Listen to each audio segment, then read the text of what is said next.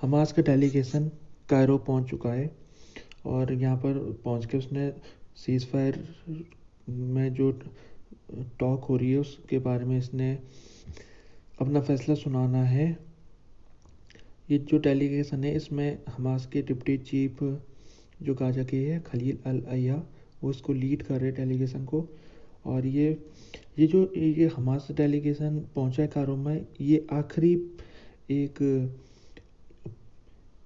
हर्डर है एग्रीमेंट के लिए। और अगर ये यहाँ पर हमास तैयार हो जाता है डील के लिए तो फिर ये सीज़ फायर पक्का है कि हो जाएगी। तो ये जो सीज़ फायर है इसको कराने के लिए पीस टॉक चालू है कई दिनों से। और अभी पेरिस में इसकी शुरुआत हुई थी। पेरिस के बाद पेरिस में जो इज़राइल के डेलीगेशन पहुंचा हुआ था और साथ में अमेरिका के CIA डायरेक्टर थे, कतर के भी प्राइम मिनिस्टर थे पहुंचे हुए, इजिप्ट के फॉरेन इंटेलिजेंस के ऑफिसर पहुंचे हुए थे। तो पेरिस में इन्होंने खाका तैयार किया था पीस टॉक का। उसके बाद इसको फिर कतर ले गए। कतर इसका दूसरा स्टेज थी, कतर में भी इसराइल का डेलीगेशन पहुंचा हुआ था। फिर कायरो तीसरी स्टेज थी, जो ये आखिरी स्टेज जो कायरो वाली है, इसमें भी अब हमास के ऑफिसर कायरो पहुंच चुके हैं। तो जो खाका वो तैयार है और सब कुछ तैयार है, बस हमास की मंजूरी चाहिए। हमास अगर अपनी मंजूरी दे देता है तो ये डील हो जाएगी। तो ये डील के तहत लड़ाई 6 हफ्तों के लिए रोकी जानी है और ये रमज़ान का जो पीरियड है जो 10 मार्च से शुरू होगा, उस दौरान से ये सीज़ फायर शुरू हो जाएगी अगर हमास इसके लिए तैयार हो जाता है तो आखिरकार क्या क्या इसमें प्रोविज़न होने वाले हैं इस डील में। पहले ये है कि ये डील के तहत हमास हॉस्टेजेस को छोड़ेगा। हॉस्टेजेस वो सब नहीं छोड़ेगा, केवल महिलाएं जो है हॉस्टेज बनाई हुई उनको छोड़ेगा और कुछ बुजुर्गों को छोड़ेगा। बाकी जो जो पुरुष है, मिलिट्री एज मैन जिनको कहते हैं, जिनको हमास ने कैप्चर किया था, वो अभी हमास के पास रहेंगे डील के मुताबिक। दूसरा ये है कि बदले में जो इसराइल है वो एक लगभग 6 हफ्ते यानी कि 1 महीने तक वो लड़ाई को रोकेगा। रमज़ान का जो महीना है उसमें वो लड़ाई को रोक देगा गाजा में। और तीसरा, इसराइल 500 ट्रक डेली गाजा में सप्लाईज के लिए मंजूरी दे देगा। तो ये कुछ प्रोविज़न है। और साथ में ये भी है कि जो इसराइल है वो लगभग 400 फ़िलिस्तीन कैदियों को छोड़ेगा, यानी कि टोटल 40 हॉस्टेजेस हमास छोड़ेगा और उसमें से जो इसराइल है वो 400 फ़िलिस्तीन कैदियों को छोड़ेगा। एक हॉस्टेजेस के बदले में इसराइल 10 फ़िलिस्तीन कैदियों को छोड़ेगा। तो ये जो हमास है इसने अभी तक मंजूरी नहीं दी है, क्योंकि हमास अभी कायरो में पहुंचा है तो कायरो में ही पहुंच के वो फैसला देगा। तो कायरो में पहुंच के ये पक्का नहीं है अभी अभी कि वो तैयार हो जाएगा, क्योंकि हमास ने कुछ डिमांड है उसकी जो कि बहुत मुश्किल है मानना सभी को। पहला ये है कि उसने इसराइल से कहा है कि इसराइल यहाँ से विड्रॉ करे, पूरा मिलिट्री को विड्रॉ करे गाजा से। और उसने की दूसरी डिमांड ये है कि जो ह्यूमैनिटेरियन एड है उसको स्टेप अप करे। यानी ये तो कोई बड़ी डिमांड नहीं है, ह्यूमैनिटेरियन एड तो होगी, अगर सीज़ फायर हो जाती है तो ह्यूमैनिटेरियन एड यहाँ पर स्टेप अप होगी, वो तो पक्का है। लेकिन जो ये मिलिट्री विड्रॉल का जो मामला है ये बहुत ज़्यादा कंट्रोवर्शियल है और जो पिछली डील थी वो भी इसी वजह से टूटी थी। इसराइल तैयार नहीं हो रहा है मिलिट्री विड्रॉल को करने के लिए। उसने कहा है कि हम 1 महीने या 2 महीने या 3 महीने के लिए लड़ाई को रोक सकते हैं, लेकिन हम परमानेंटली यहाँ से मिलिट्री विड्रॉल नहीं करेंगे। तो अगर हमास ये डिमांड जो है उसकी मिलिट्री विड्रॉल, वो डिमांड उसकी अगर वो इस टॉक में इस डिमांड को छोड़ देता है तो फिर ये डील होनी पक्का है। लेकिन हमास के जो पहुँचे थे ऑफिशियल, उन्होंने कहा था कि हम ये जो हमारा मिलिट्री विड्रॉल की डिमांड है ये अभी भी हमारी है। तो इसलिए ये कायरो में जो हमास डेलीगेशन है इसमें बहुत कम चांसेस है कि ये डील को स्वीकार कर ले। कुछ बिहाइंड द सीन करना पड़ेगा जिससे हमास को तैयार किया जा सके। जब तक बिहाइंड द सीन कुछ कदम नहीं उठाए जाएंगे तब तक लगभग नामुमकिन है कि हमास इसके लिए तैयार हो। तो ये जो अगर ये डील हो जाती है तो 24 से 48 घंटे में इसका एग्रीमेंट को घोषणा हो जाएगी, सीज फायर एग्रीमेंट की। तो ये कुछ इस डील के लिए अभी फाइनलाइज करने की कोशिश हो रही है और कोई भी पक्ष अभी तक इसको ये नहीं कह रहा है कि ये डील बस हो जाएगी। वो सब कह रहे हैं कि अभी ये पक्का नहीं है फाइनलाइज, अभी हम इस डील को क्लोज में नहीं पहुँचे। तो ये डील अभी इसमें बहुत ज़्यादा वोलेटिलिटी है इसमें, क्या ये डील होती है नहीं होती है और क्या क्या कदम सभी देश उठाएंगे, क्योंकि ये एग्रीमेंट अगर नहीं होता है तो फिर इसराइल इसकी जिम्मेदारी पूरी हमास के ऊपर डालेगा। वो कहेगा कि हम तो डील करना चाह रहे थे लेकिन हमास डील करने के लिए तैयार नहीं हुआ।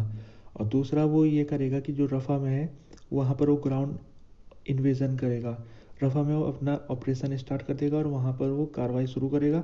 जिससे सबसे बड़ा डर यही है कि रफ़ा में अगर इसराइल कार्रवाई करता है तो फिर वहाँ बहुत ज़्यादा लोग हैं बसे हुए, लोग विस्थापित होंगे और वो उनकी जगह जगह में उनके ऊपर हमले होंगे और कई लोगों की मारे जाने की संभावना होगी। तो इसीलिए ये डील करानी बहुत ज़रूरी है। अगर डील नहीं होती है तो बहुत ज़्यादा संकट गाजा में हो जाएगा। और अभी यूएन की कई एजेंसी कह भी रही है कि जो ह्यूमैनिटेरियन एजेंसीज है वो बार बार कह रही है कि तुरंत ही गाजा में सीज फायर की ज़रूरत है, क्योंकि लोगों की स्थिति बहुत ज़्यादा बुरी हो रखी है। लोग अब और दिन नहीं सह सकते, उनके ऊपर और दिन अगर इस तरह से ब्लॉकेट रहा और इस तरह से उनके ऊपर हमले होते रहे तो फिर तो यहाँ पर कई हज़ारों और लाखों लोगों के मारे जाने की संभावना है। तो इसीलिए यहाँ पर सीज फायर कराने की जो ज़रूरत है वो बहुत ज़्यादा महत्वपूर्ण है इस समय। ये रिटायर्ड इसराइल डिफेंस फोर्स के चीफ ऑफ स्टाफ है और ये इसराइल वार कैबिनेट के मेंबर है। ये अपोजिशन पार्टी के लीडर है लेकिन इनको 7 अक्टूबर के बाद से वार कैबिनेट में शामिल कर दिया गया था। ये यूनिटी कैबिनेट है, वार कैबिनेट। तो ये जो बेनी गेंज है ये आज के दिन वाशिंगटन चले गए और इन्होंने बिना इजराइल के प्रधानमंत्री की परमिशन भी नहीं ली इन्होंने, और ये वाशिंगटन चले गए। तो ये जो बेनी गेंज है ये नेतन्याहू के मुकाबले इनकी इश्यूज़ के ऊपर अलग राय रहती है, जैसे कि हॉस्टेजेस को किस तरह से छुड़ाया जाए। नेतन्याहू का मानना ये है कि इसराइल कार्रवाई करके उनको छुड़ा सकता है, जबकि बेनी गैंज का मानना है कि पहले यहाँ पर सीज फायर एग्रीमेंट के तहत हम उनको छुड़ा सकते हैं। यानी कि जो नेतन्याहू का नज़रिया है उससे अलग इनका नज़रिया है। और नेतन्याहू के से इनका टकराव बार बार हुआ है और ये जब ये वाशिंगटन पहुँचे आज के दिन तो ये बताता है कि ये नेतन्याहू की जो प्राइम मिनिस्टरशिप है उसके कई उनके फैसले से सहमत नहीं है।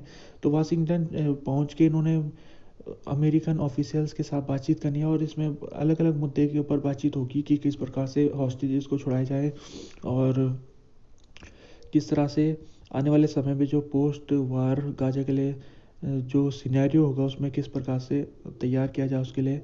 तो इसके लिए वो पहुँचे और इसराइल के जो प्राइम मिनिस्टर थे जब नेतन्याहू उन्होंने गैंज से कहा था कि आपको मेरे परमिशन के बिना आपको इस तरह से काम नहीं करना चाहिए। जब वो जाने वाले थे वाशिंगटन तब की बात है ये। और उन्होंने इसराइल प्राइम मिनिस्टर ने ये भी कहा कि इस देश में केवल एक प्राइम मिनिस्टर है, वो मैं हूँ। तो ये टकराव काफ़ी ज़्यादा बढ़ चुका है बेंजामिन नेतन्याहू और बेनी गैंज के बीच में। अगर ये टकराव इतना ज़्यादा बढ़ जाता है कि बेनी गैंज वार कैबिनेट से अगर वो इस्तीफा दे देते हैं तो फिर ये बेंजामिन नेतन्याहू के लिए ठीक नहीं होगा, क्योंकि वो 7 अक्टूबर के बाद वो उनके ऊपर वैसे ही पहले से प्रेशर है कि वो अटैक को रोकने में नाकाम रहे। तो ऐसी स्थिति में बेनी गैंज का इस्तीफा देना वो उनके लिए बहुत संकट की बात होगी और आखिरकार बेंजामिन नेतन्याहू को इसका जिम्मेदार ठहराया जाएगा और उनको भी इस्तीफा देना पड़ सकता है। तो इसलिए इस समय बेंजामिन नेतन्याहू के लिए ज़रूरी है कि बेनी गैंट्स को अपने साइड में रखें। यमन के जो हाउतीस है उन्होंने शपथ ले रखी है कि वो आगे भी वो ब्रिटिश की जो शिप्स है उनको टारगेट करते रहेंगे। और ये अभी गल्फ ऑफ एडन जो हाउती का इलाका यमन के सामने एक क्षेत्र है गल्फ ऑफ एडन, वहाँ पर से वो रेड सी के इलाके में वो लगातार कॉमर्शियल शिप्स के ऊपर मिसाइल और ड्रोन अटैक कर रहे हैं। अभी जो ब्रिटेन का एक शिप था रूबीमेर, उसको हाउती ने डुबा दिया था। और यमन ये जो शिप थी ये यमन के रेड सी के वाले इलाके से निकल रही थी और हाउती ने इसके ऊपर मिसाइल स्ट्राइक किया था। और उसके बाद ये रूबीमेर में मिसाइल स्ट्राइक होने के बाद ये जो शिप है ये डूबने लग गया है, सिंक होने लग गया है ये। और ये रूबीमेर में फर्टिलाइज़र था, 41,000 टन फर्टिलाइज़र इसमें था। तो ये फर्टिलाइज़र अगर समुद्र में फैलता है आने वाले समय में तो यहाँ पर जो इकोसिस्टम है समुद्र का उसको बहुत ज़्यादा नुकसान हो सकता है। तो इसको लेकर भी एक इन्वायरमेंटल कंसर्न है। दूसरा कंसर्न ये है कि जो यमन में जो भी शिप्स निकल रही है यमन के रास्ते से, उसके ऊपर लगातार हाउती के अटैक जारी है। अमेरिका और ब्रिटेन यहाँ पर उन्होंने अपनी सेना को लगाया हुआ है ताकि ये अटैक को रोक सके, लेकिन इसके बावजूद भी हाउती अटैक उनके लगातार कामयाब हो रहे। तो जो हाउती उन्होंने फिर से वार्निंग दी है कि हमारे जो अटैक है वो आगे भी चालू रहेंगे।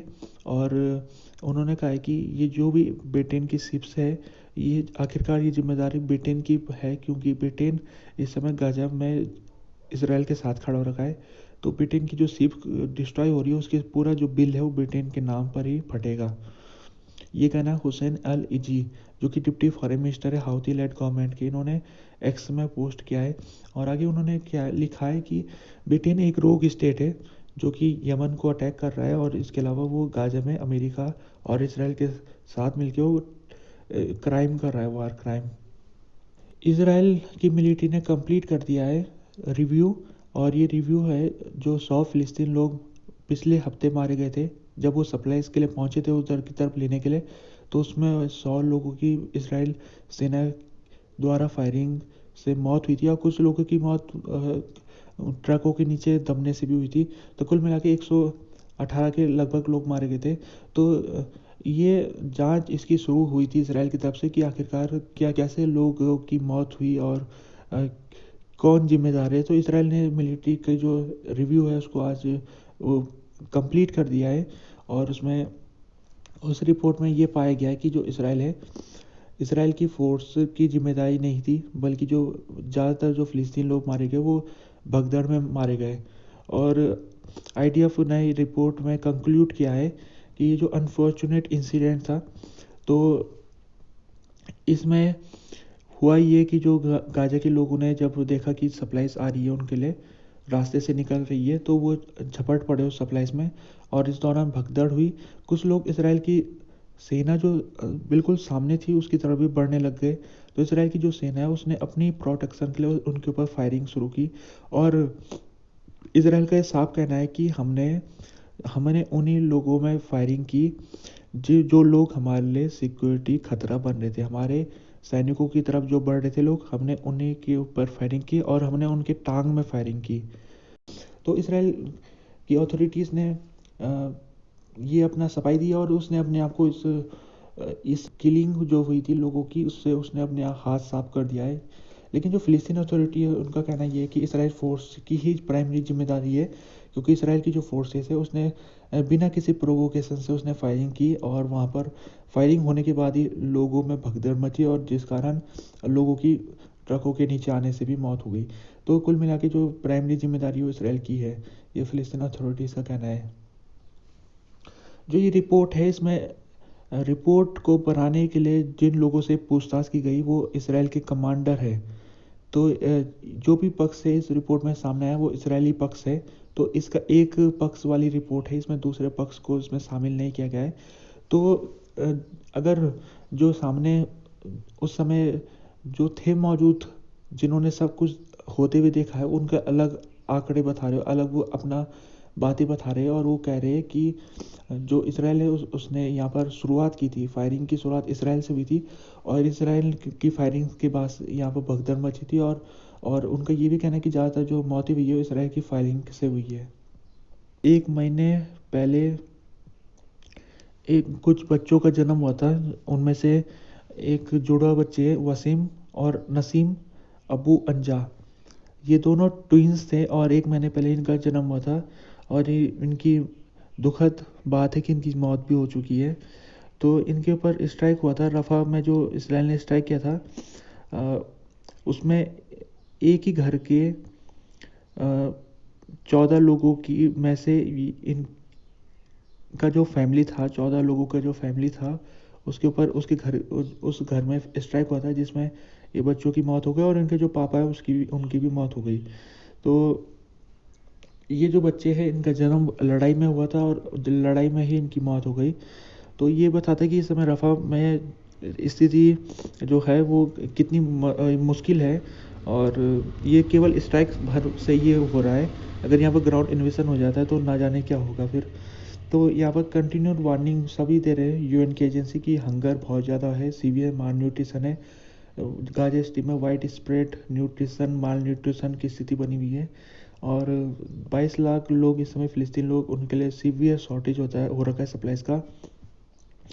और फ्लो ऑफ फूड जो इसराइल ने बंद करा हुआ है, रिस्ट्रिक्ट करा हुआ है, मेडिसिन रिस्ट्रिक्ट की गई है, ह्यूमैनिटेरियन सप्लाई से रिस्ट्रिक्ट की गई है। उस कारण गाजा के लोगों की स्थिति बहुत ज़्यादा बुरी हो रखी है।